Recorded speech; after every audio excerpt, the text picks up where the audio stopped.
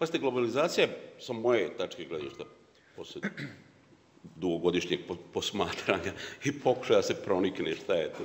U stvari, to je naziv za poslednji pokušaj ovladavanja svetom.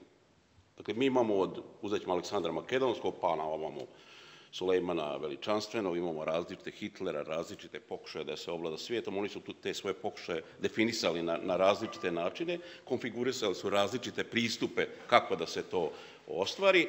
Ovo s čim smo mi suočeni, to je iz centra nazvano globalizacijom, da bi taj pojam imao neku finoću pri usvajanju, kao da i mi nešto učestvujemo u tome. Dakle, neću dugo odgovoriti, samo hoću da vam kažem da ovo što smo mi večeras postavili kao temu, identitet, on je u ratu do istrebljenja sa globalizacijom. Dakle, odnos globalizacije prema toj supstanciji o kojoj mi pokušamo večeras da u nekoj mjeri osvijetimo je u stvari u tom ratu do istrebljenja i to je, kao što vidite, taj rat uveliko teče. Međutim, to je sad naišlo na razne probleme i onda se to u toj globalizaciji, kad vladate narodom, a on ne pruža nikakav otpor, to se zvalo demokratija. Kad narod pruži neki otpor, onda je to populizam. I mi sad prisustujemo tim raznim dosjetkama, zato što je globalizacijski proces, on je praktično već, kako rekao, u opadanju. To je potrošena, taj prvi nalet koji je otišao, on je prošao i mi sad živimo u jednom vremenu u kojem imate, da smo sad u ovom minu ja i Ćira i da objavimo na 2 strane kartu sveta i da ucrtamo sve tačke u kojima sad imate pobunu naroda, vidjeli bi da je to tako gusto,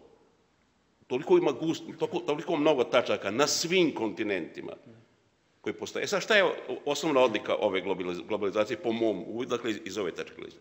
U svim tim velikim previranjima uvijek je postala neka alternativa, stvarana je alternativa u okviru te druge strane. Pa ne znam, kad su 848. kad su u Evropi bili ti veliki pokreti protiv kapitalizma koji je bio liberalan, on voli tako da se hvaliti. Onda se pojavio socijalizam kao neka vrsta ispravke te stvari i onda se ta užasna količina negativne energije prema sistemu prelila se u ta socijalistička kretanja, tada imate manifest komunističke partije i sve te ideje i onda posle su i ovi liberali različiti boja shvatili da tu treba nešto se da tim masama, da one ne mogu da žive u tome, pa onda imate Bizmarka i ove koji su napravili besplatno školstvo, zdravstveno, socijalno osiguranje i tako je taj sistem u nekom smislu, kako vam rekao, iznivelisan.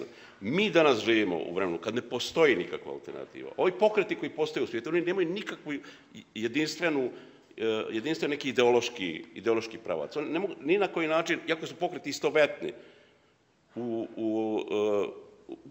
istovetno se iniciraju. Imate šta da u Iranu je protiv povećanja karte saobraćaja sad došlo. To isto imate i u Čilevu. Mi volimo skupe karte, tako da ne pravimo probleme oko tih stvari. Ali to će isto da se pokreće oko takvih stvari. Sad je to problem, taj globalistički sistem, sa tim svojim sredstvima kojima je on raspolagao, u kojem su mediji praktično glavna artiljerija za rasturanje. Imam pitanje za vas, posle za medije.